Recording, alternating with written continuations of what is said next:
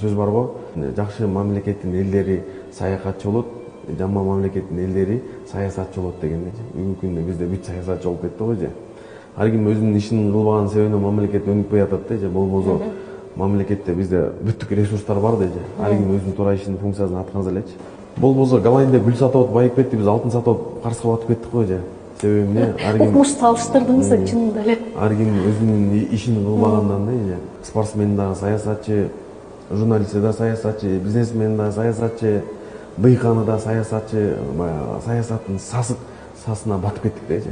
Любой нерсеге мээнет шарт да же. Эшикте кар күрөш үчүн буга окуш шарт эмес да же.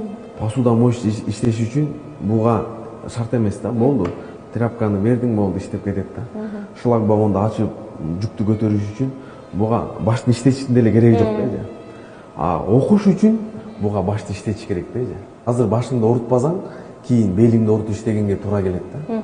Бүгүнкү күндө замандын талабы күндөн күнгө дүйнө өзгөрүп барат да. Дүйнө менен ошо биз да өзгөрбөсөк, биз артта калып кетебиз да же. Бүгүнкү күндө бизнес, компьютерный грамотность жок болбойт да же. Биздикилер күч энергиясынын баардыгын неге берип коет? Мисалы соцсетте да же. Полный күч энергиясынын баарын, мисалы, ким ажырашты, тигил ажырашты, бул артист минти, тигинти, бул саясатчы, полный күч энергиясын ошого берет, анан кийин окуганга убакыт жетпей калат, жетпей калат да же. Туура. Күч энергиянын баардыгын ошол жака жумшайт да. Мисалы, жаман болуш үчүн, кедей жашаш үчүн ага мээнет шарт эмес, болду, үйүңдө эле отура бер, обсуждение кылып, бирөөнүн саясатты сүйлөп болду, күндөн күнгө артка кете бересиң да. Күч энергиясынын баарын туура эмес жака жумшаганын себебинен, мисалы караңыз эле. 3 саат IT боюнча күндө окуганга убактысы жок. Бирок 3 саат достору менен, жоролору менен аш жеп отурганга, каткырып сүйлөп отурганга убактысы бар да. Мисалы, биз айттык, биз окууну бекер кылабыз, бирок ноутбук алышсын өздөрү.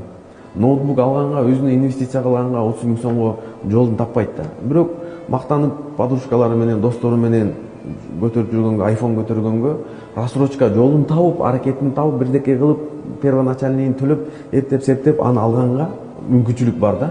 Бирок өзүнө инвестиция кылып, ноутбук алганга мүмкүнчүлүгү жок.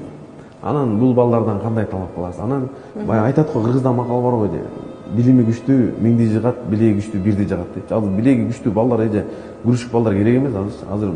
Техника өнүгүп кеткен, азыр даже баардыгы автоматизация, цифризация бүт ошого өтүп кеткен да.